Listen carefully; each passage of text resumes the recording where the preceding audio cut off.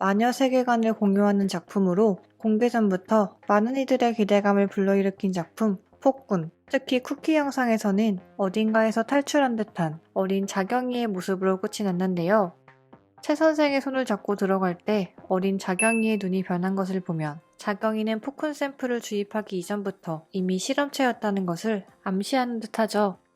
이번 영상에서는 폭군 쿠키 영상과 함께 총상을 입고 물에 빠졌던 임상은 어떻게 된 건지, 그리고 확장된 마녀의 세계관을 같이 정리하며 리뷰해 보려고 합니다.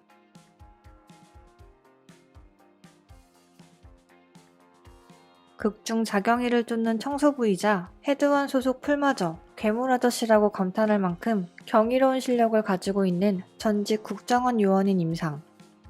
마녀 세계관 내에서 능력화되지 않은 인간 중 가장 강한 실력을 가지고 있는 인물이기도 한데요. 또한 상당히 동적이고 직관적인 그의 직업에 비해 정작 그는 멈춰있는 정적인 기차를 너무나 좋아해서 기차 카페까지 만들려고 하는 꽤 재밌는 인물이기도 하죠. 극중 최국장을 지키던 임상은 잠깐의 틈을 타 헤드원의 요원들을 모두 사살하고 창문을 깬 뒤 절벽 아래로 떨어집니다. 그렇게 물속에서 정신을 잃은 임상을 미지의 존재가 가로채며 끝이 나죠. 사실 저는 처음에는 임상을 구해준 이가 당연히 자경이일 것이라고 예상했었는데요. 폭군의 초반 그리고 후반부에 햇빛을 피해 물속에서 생활하는 듯한 자경이의 모습이 그려졌기 때문에 더욱 그렇게 생각했었습니다. 그러나 임상을 연기한 차승원 배우에 의하면 임상을 끌고 간 것은 자경이가 아닌 초인 프로젝트에 완성된 제3의 종족으로 자경이와도 곧 만나게 될 것이라고 하는데요.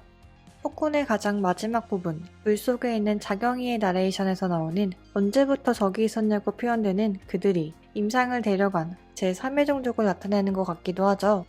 이미 임상이 총상을 많이 입었던 점을 생각해보면 임상을 다시 살려내기 위해선 필연적으로 제2의 능력이 필요해 보이고 임상을 데려간 존재가 그 능력을 부여하지 않을까 싶습니다. 그래서 폭군 시즌2가 나오거나 혹은 마녀 시리즈에서 임상이 다시 등장할 때는 어떠한 능력을 가지고 다시 재등장하게 될 것 같습니다. 폭군 제작 발표회에서 박훈정 감독님은 폭군은 마녀 시리즈의 연장선, 같은 세계관을 공유하는 이야기이며 반대 지점에 있는 세력의 이야기로 만나거나 충돌할 수 있는 여지가 있다고 덧붙였는데요.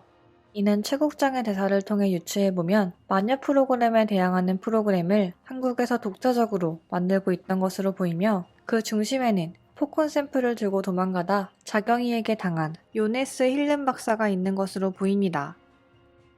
폴은 요네스 박사에 대해 말할 때 그가 많은 연구들을 했지만 뇌 절제술, 뇌 접합으로 시작했다고 말한 바 있는데요. 이는 마녀 시리즈에서 2세대들에게 하던 연구, 뇌를 인위적으로 강화시킨 닥터백의 연구를 생각나게 하죠.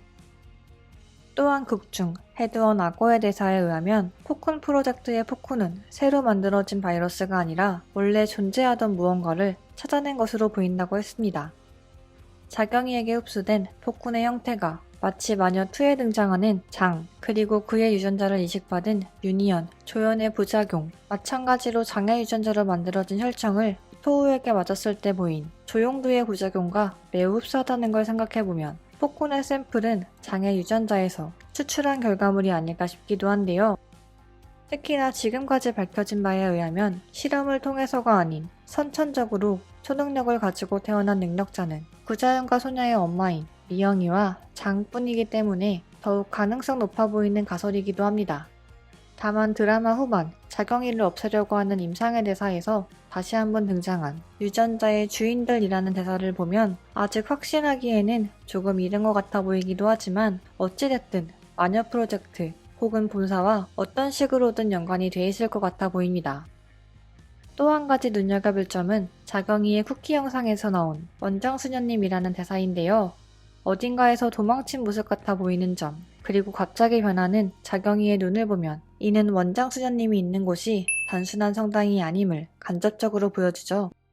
이는 드라마 초반 연무용에게 배신당한 뒤 총상을 입고 초당 1,500톤이 방류되는 댐에서 살아남았던 자경이의 모습이 운이 좋아서가 아니었음을 보여주며 최국장이 말한 그들을 암시하는 것 같아 보이기도 합니다.